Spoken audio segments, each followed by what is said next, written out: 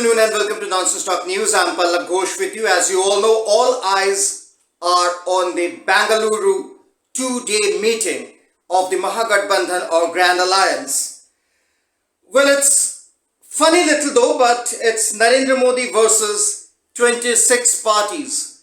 Problem is not about the 26 parties, but the biggest problem is all these 26 people or all these 26 party supremo are eyeing to become the Prime Minister. So I would better call them the aspiring Prime Ministers of India.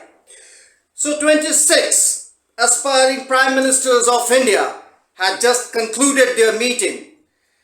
The meeting actually didn't reach any consensus, but I will just read out the salient features of this meeting and then come to the nitty-gritty of the meeting. However, I would like to read out the salient features of this meeting. Three predominant things were taken up. One, the name of the UPA has been changed to Indian National Developmental Inclusive Alliance, or according to Mamata Banerjee, it stands as India, INDIA. I will come into this because lots of sarcasm is taking place in the media and on the social media, but before going to details, I just want to make one thing clarified, make one clarification, because a lot of people are calling it democratic instead of developmental, so I'm not sure. Because according to the initial reports, those poured in, or still I am getting the reports from Bengaluru, it's Indian National Developmental Inclusive Alliance, India.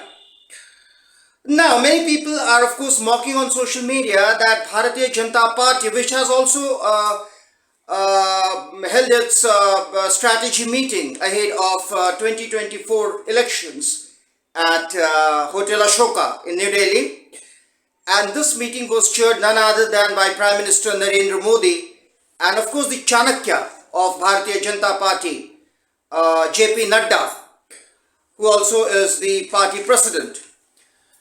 Lot of strategies were taken behind the doors. We are really not aware of everything, and I am not going to discuss Bharatiya Janata Party here.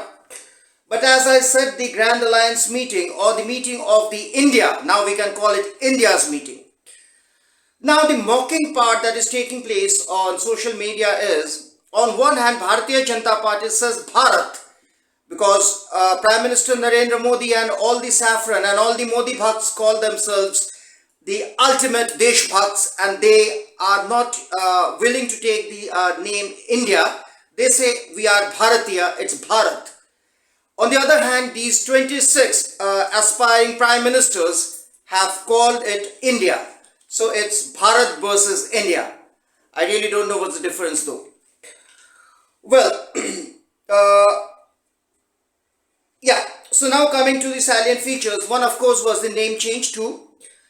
The second meeting where the nitty-gritty of this alliance will be discussed and formulated and finalized will be in Maharashtra sometime during next month probably.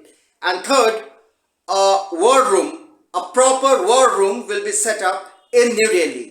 Arvind Kejriwal, who was earlier sitting at the back row, has come to the front row. So now he gets a front seat. Perhaps leaving the meeting in a half, saying they are big leaders and I don't understand their strategy, their policies, because I am a very small leader, has worked out.